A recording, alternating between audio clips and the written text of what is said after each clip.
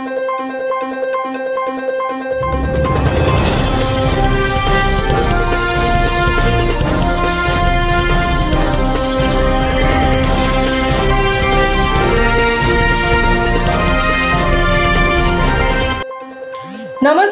स्वागत आहे तुमचे आमच्या चॅनलमध्ये।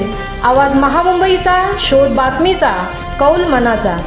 चला तर मग आमचे चॅनल शेअर करा, लाईक करा आणि सबस्क्राईब करा। धन्यवाद। पांडवकडा धबधब्यावर अडकलेल्या 5 विद्यार्थ्यांना बाहेर काढण्यात यश।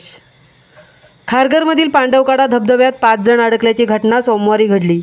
सुदैवाने या 5ही जणांना वाचवण्यात यश आले आहे। खारघरमधील पांडवकडा धबधब्यावर वर्षा सहलीसाठी जाण्याला बंदी असतानाही मुंबई येथील 5 शालेय विद्यार्थी धबधब्याच्या माथ्यावर पोहोचले होते।